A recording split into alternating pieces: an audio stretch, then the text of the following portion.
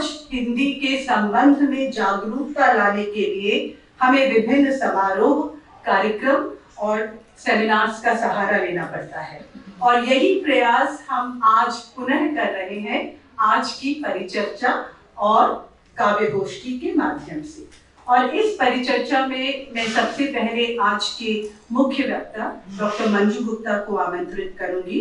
Doctor Manju Gupta जो सन 1970 से 2010 तक दिल्ली विश्वविद्यालय के कमला नेहरू कॉलेज में हिंदी विभाग में एसोसिएट प्रोफेसर के पद पर कार्यरत रही।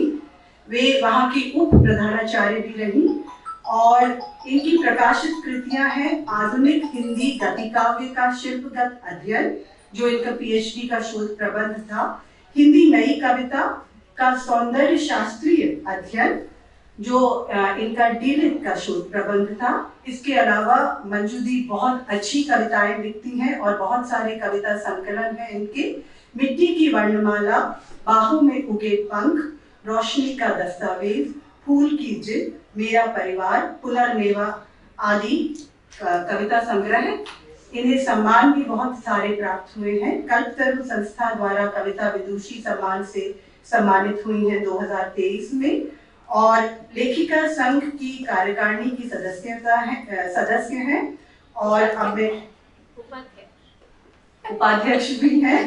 और अब मैं आग्रह करती हूँ डॉक्टर मंजू गुप्ता से कि वे आए और अपना प्रपत्र पढ़ें।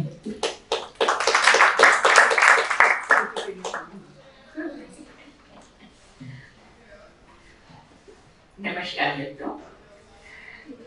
सभा के अध्यक्ष श्री रवीन्द्रनाथ झा और मंच पर आसीन मेरे सारे साथी डॉक्टर सुशील गुप्त, नमिता पांडे, रेणु चक्रवर्ती और ये छोटा बच्चा अन्ना जी और मेरे सारे साथी यहाँ जो बैठे हैं और आप सब जो आज इस कार्यक्रम के लिए यहाँ उपस्थित हैं, आप सबको का मैं अभिनंदन करती हूँ और विशेष रूप से अपना आभार व्यक्त करती हूँ सुगति सोपान की अध्यक्षा श्रीमती कुमकुम झा के लिए। इस अवसर पर उन्होंने मुझे आमंत्रित किया और मेरे विचार और अनुभव आप सबके साथ साझा करने का ये सुअवसर मुझे प्रदान किया है। तो तुमको एक बार और बहुत सारा प्यार और आभार।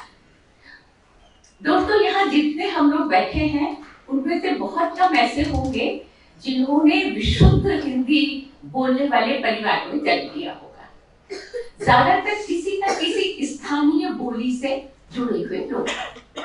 लेकिन मेरा जन्म मेरठ में हुआ।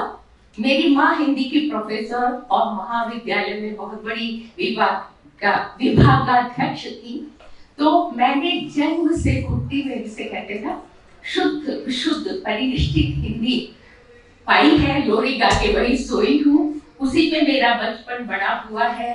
गुड़ियों के साथ खेलना, हमारी लोरियां जो होती थी मैथिली शरण को निराला महादेवी सुनाए जाते थे।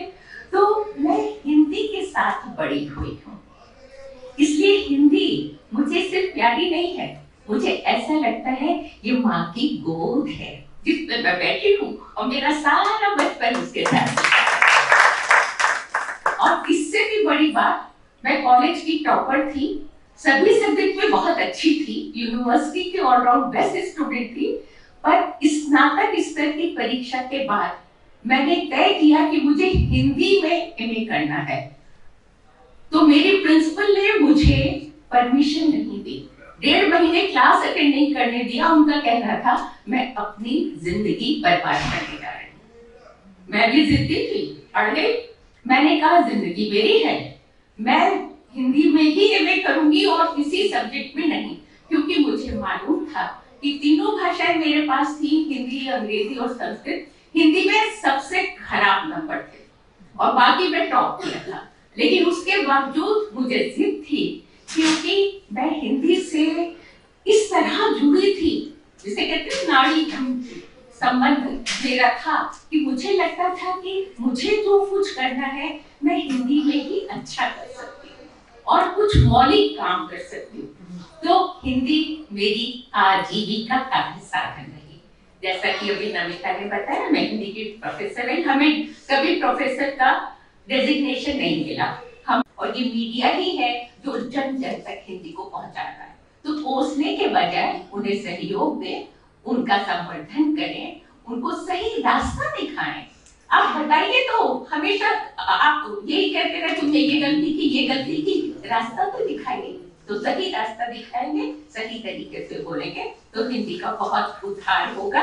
और हिंदी का मैंने आपको जैसे बताया, लिपि का, वर्तनी का, व्याकरण का, वर्णमाला का हमें प्राथमिक स्तर पर प्रयोग करना होगा।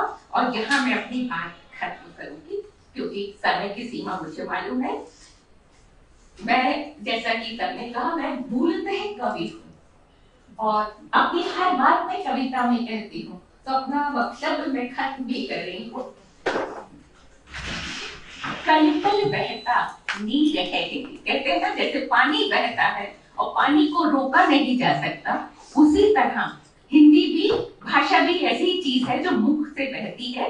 तो कल कल बहता नीर है हिंदी, जनमानस की धड़कन हिंदी, जनमानस की धड़कन हिंदी, सबको जोड़े सबको गूंथे, मोतियन की माला है हिंदी, मोतियन की माला है हिंदी। सप्त सुरों की तान है हिंदी, स्वप्नों की उड़ान है हिंदी, और कान्हा की बांसुरिया हिंदी, रामायण की पोथी हिंदी, सप्त सुरों की तान है हिंदी। सबसे अच्छी बात, माँ जैसी सरला है हिंदी। हिंदी के साथ में तो लगता है माँ की गोद में आ गए, अपने घर लौट के आ गए, वो एहसास होता है। तो माँ जैसी सरला है हिंदी, मकई धान की खुशबू हिंदी, भारतीयता की पहचान है हिंदी, हमारा स्वाभिमान है हिंदी, हमारा स्वाभिमान है हिंदी। इसीलिए दोस्तों, हिंदी बोलो, बोलो हिंदी, हिंदी बोलो, बोलो हिंदी, जितना संभव बोलो हिंदी। माँ भारत की गोद है ये तो, इसकी जड़ को सींचो, इसकी जड़ को सींचो तो ये चंदा तुम्हें दिला देगी, ये चंदा तक पहुंचा देगी, ये चंदा तुम्हें दिला देगी। बोलो हिंदी, बोलो हिंदी, जब संभव हो बोलो हिंदी। जय हिंदी, बोलिए जय हिंदी। बहुत बहुत धन्यवाद मंजू जी। हिंदी को समावेशी रूप में लाने के लिए सभी भाषाओं का प्रयोग की जो बात आपने कही, वो बहुत अच्छी बात कही। देश विदेश की ताज़ा तरीन खबरों से अपडेट रहने के लिए आप हमारे चैनल को ज़रूर सब्सक्राइब करें और साथ ही बेल आइकन को भी ज़रूर दबाएं ताकि सभी खबरों से आप और आपके जानने वाले रह सके अपडेट।